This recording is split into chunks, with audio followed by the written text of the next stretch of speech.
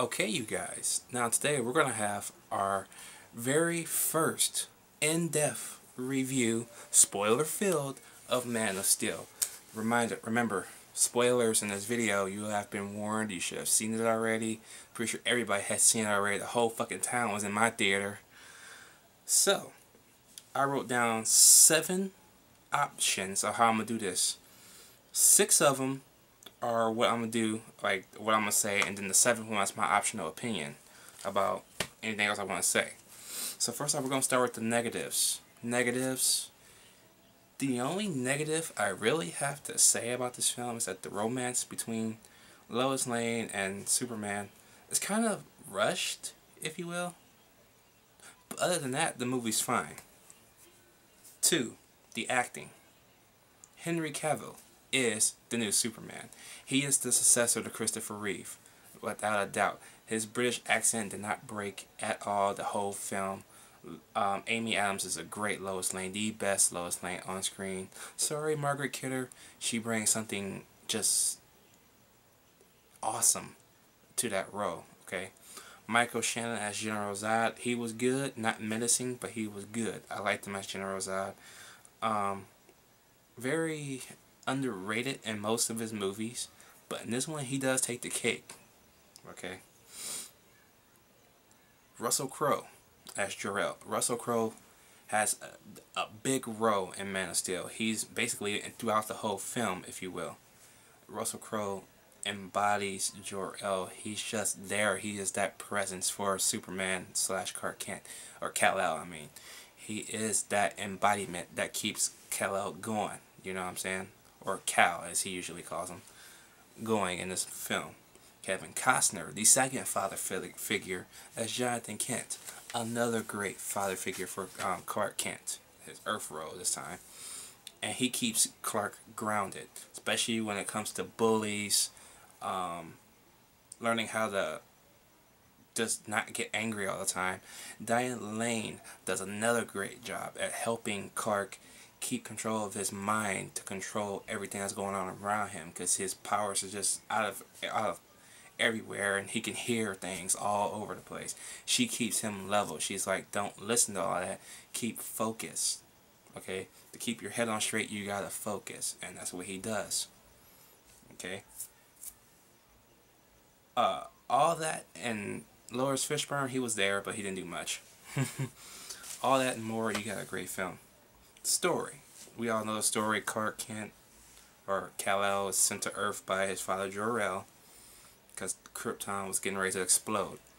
In this film, Krypton is like this nice, glorious world. It's almost like a Star Wars-like world with the creatures they have and stuff. It was amazing. Okay, the first 25 minutes you have on Krypton is not wasted. It was well worth sitting through, waiting for him to put him in that ship, because there is a story between Zod and Jor-El anyways, okay? And I just gotta say, Russell Crowe owned that scene, because him and Jor-El and Zod have a fight on that planet, okay? And man, Russell Crowe punches Zod in the face like so many fucking times. That dude knows like jiu-jitsu or something, because he was just fucking owning Russell Crowe again. Awesome. So after he gets to Earth, of course, we fast forward a little bit. Okay, you don't see him actually land. You see him on the fishing boat. Okay, working as a fisherman, working as a waiter at a restaurant or something like that, or a bus boy. He has all these different jobs he's trying to do. He get one glimpse of a school bus, and it takes him back to his childhood, where he saves Pete Ross. This time he's white. He's white anyways in the comics, but remember in Smallville he was black. So in this one he's white again, so that's cool. They went back to their roots. Who saves him because Pete Ross was a dick in this film after the school bus goes off of a bridge after nearly hitting the car. So yeah, he's kind of indebted to him for that one after all those years. So that was cool to see. Okay. I love the flashback sequences they have in between, like him getting knocked unconscious or him just sitting there thinking. Okay, especially when he goes and saves the oil derrick, people from the oil derrick that's in the middle of the ocean that's on fire. not only does he get knocked into the water and unconscious, when he's laying sleeping, he's just thinking about his childhood, about all what I was just talking about, all that noise and stuff going around his head, where Martha Kent has to come in and tells him to keep it focused, keep it level. Okay, that was great stuff, and I love the shot as soon as he opened his eyes. The mama whale and the baby whale is just going across the screen. It's just glorious. Love that shit. Okay. Now back to Zod. Zod was imprisoned into the Phantom Zone after killing Zurer, of course, and he was sentenced to the Phantom Zone by the Council. Okay. But upon Krypton's destruction, he and his army was immediately released from the Phantom Zone, and found Clark Kent's, Superman's, beacon, like a distress beacon that he activated when he had that crystal. So basically, Superman led Zod to Earth, in a way. So it's kind of Clark's fault. Everything is getting fucked up. So Lois Lane, however, of course, Lois Lane is on the hunt of this so-called, I guess you could say, hero. He doesn't know who he is yet, but she's just working on leads and stuff like that. And she goes to the Arctic and whatever. And of course, who's there at the Arctic but Clark Kent, and working not as Clark Kent but as another name. He helps her off to the helicopter, and she begins speaking to the guy from what was that show? Law and Order. He's a cop on Law and Order. So yeah, and then she follows Clark Kent as he goes inside of a cave that he digs with his heat vision, of course. And she follows him in there, and he saves her from being attacked by a robot. And does kind of figuring out his powers after he had to help use his heat vision to heal one of her wounds or whatever after the robot attacked her. So yeah, so she kind of knows his identity, but she doesn't know his real name. But she goes on the hunt to find out what his real name is, and of course it leads her to Martha's place, the Kent farm. That's where she learns about her Clark Kent and Superman being the same person, of course. Kevin Costner's part as Jonathan Kent was not wasted. He did a great job, okay? And I like the way, in Superman mythology, there are many ways Jonathan Kent dies. He either lives, he dies from cancer, or he dies from a bad heart. In this film, he dies from a tornado after saving their dog from the car after they saw the tornado coming, and they basically evacuated. So that's another new way for him to die, and it's more realistic that way, I guess you could say. Well, cancer and a messed up heart is realistic, but yeah, having your foot broken and you can't really walk, and he's just like, no, don't rescue me, I'm cool. Because Clark was a grown man. He could have saved him at any time he wanted to. But Jonathan Kent was like, no, just let me go. And he lets him go. That was fucked up. Okay? I don't care what anybody says. People says this movie did not get emotional. It did not get emotional. Are you fucking kidding me? Okay? The scene alone, when they're in the barn, and young Clark Kent's talking to Jonathan Kent, and he's telling them about the spaceship and shit like that, and the fact that he just wants to be his son, and when Jonathan Kent says, "You are my son," everybody in that fucking theater, you can hear him sniffling and shit. That hit me real good, man, because I had a little tear up reaction right there. That was sweet. I love that shit because I can relate to that shit. Because there's one thing I don't have is a father, so I get that. I understood that shit. I understood the human aspect they were going with Man of Steel. I did. Okay, I really did. It did not waver one bit. Okay. So once they find out Zod is on his way to Earth, he's in the atmosphere, and he comes down into the planet's Earth or ozone layer, And of course, that little cryptic message that we got a few months ago is in the movie, and it plays, and it tells him that Clark Kent or Kal-El has 24 hours to surrender himself, otherwise he'll destroy shit and make everybody's lives a living hell. Of course, after Lois Lane discovers his identity, what's the first thing she do? She tells the first guy she talks to. And then what happens? The guy goes on a fucking live talk show and tells the whole world Lois Lane knows who this man is. Okay? And what happens? The FBI is on her ass and like, just like that, man. Okay? So they got her. Superman knows they probably have Lois Lane by now, so he willingly surrenders. And he's like, well, how do you know we have her? He's like, don't play with me, okay? I'm Superman, damn you. So he puts the handcuffs on, willingly giving himself up, even though he can just get out anytime he wants. And I find that funny. I was laughing a little bit because he was in the hallway with the handcuffs just walking. Everybody's all chuckling like, are you serious? He's like, yeah. And then we had that little interview scene with Lois Lane as she did in the trailer, and that little scene that we already know plays out. And then he can actually see and hear everybody talking through that glass window. He's like, I already know. I can hear you guys. I can see you guys. And the best thing about this, they put Ayelet Hamilton in the movie.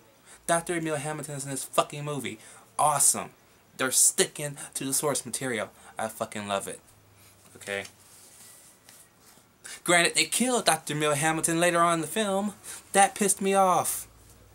Ayelet Hamilton was Superman's like second go-to guy besides Jimmy Olsen.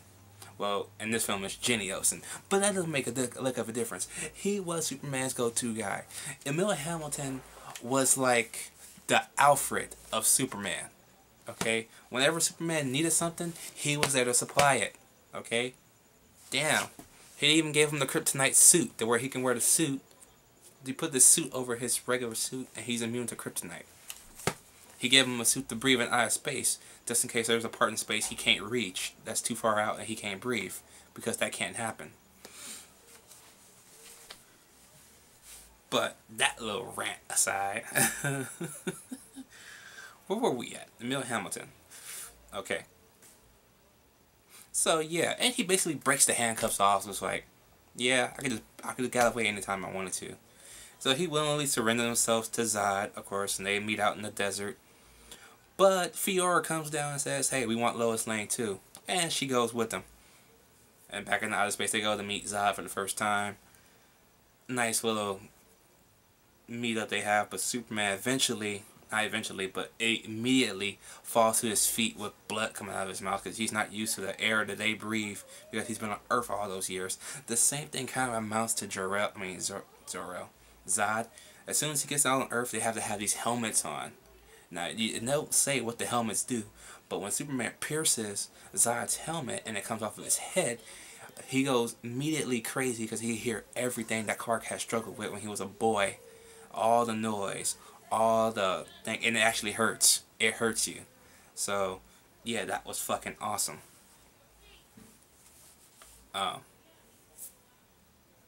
Okay. So, yeah, once he has another flashback, he wakes up, and he's chained down, of course. But Lois Lane is also in the ship with him, and she already knows his name is Clark Kent and all that bullshit. I already told you that.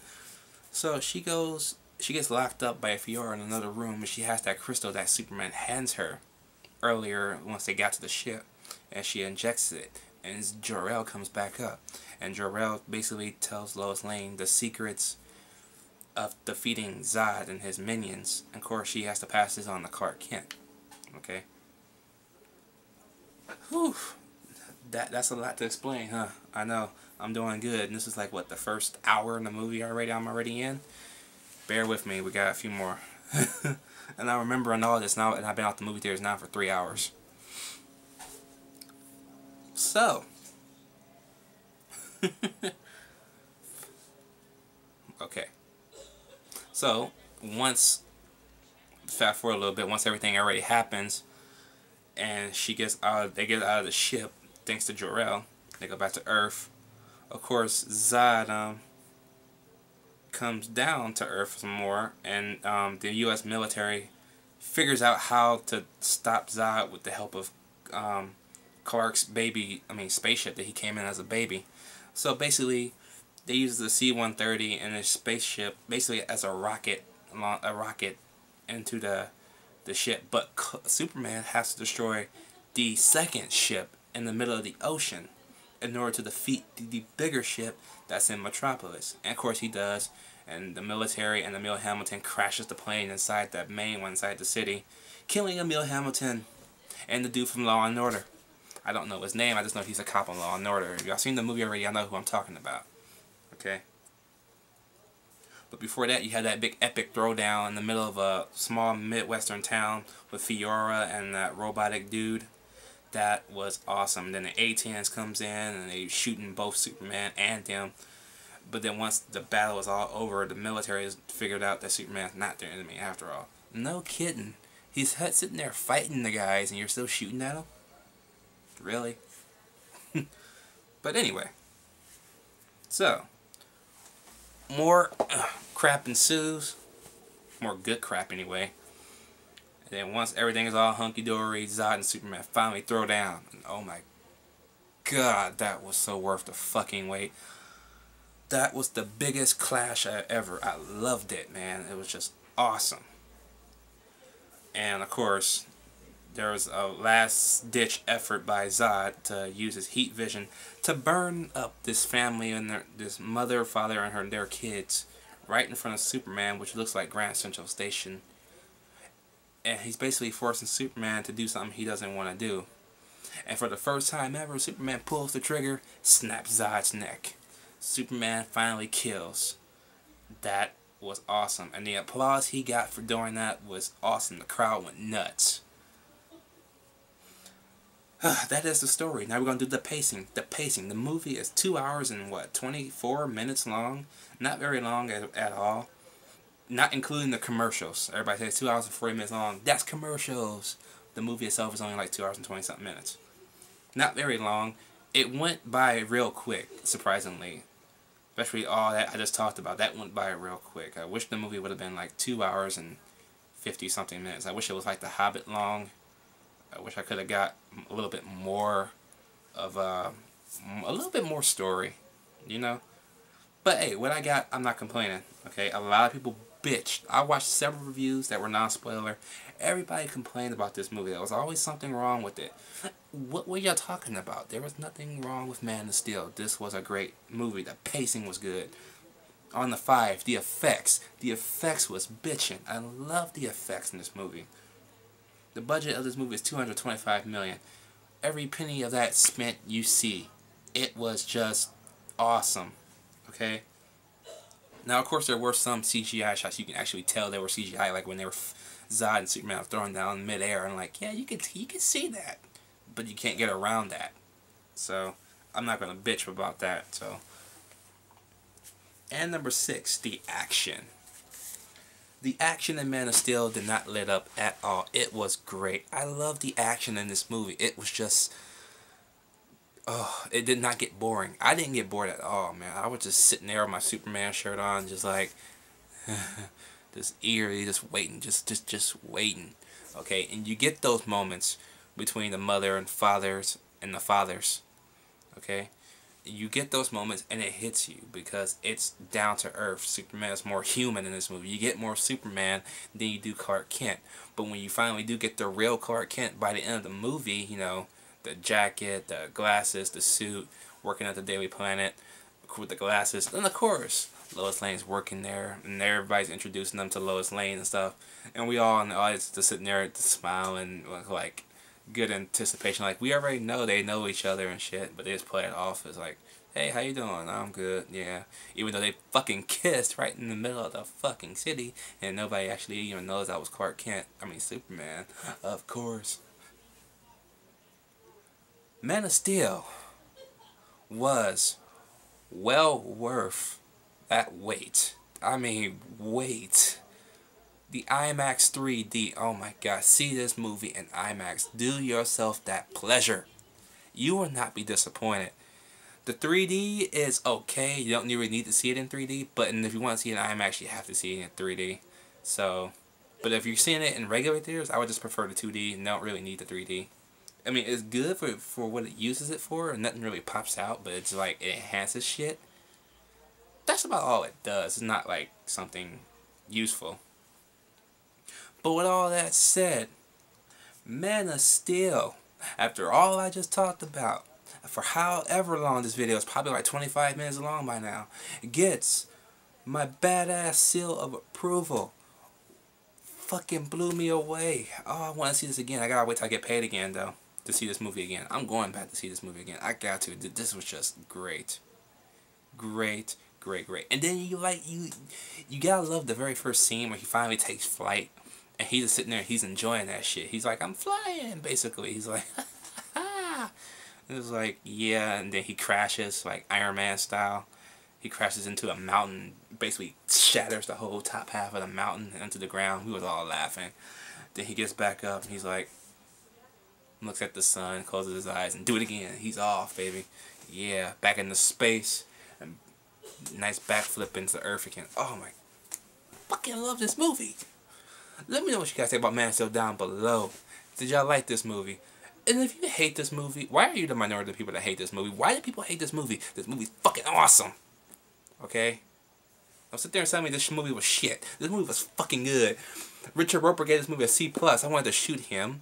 Okay? Everybody else getting the movie B+ and B's. I'm like, why? This movie is so far well beyond a B, it's not even funny. Fucking... people were suspecting too much, I believe. That's what I think. But yeah, I'm out. It's getting too long. Later.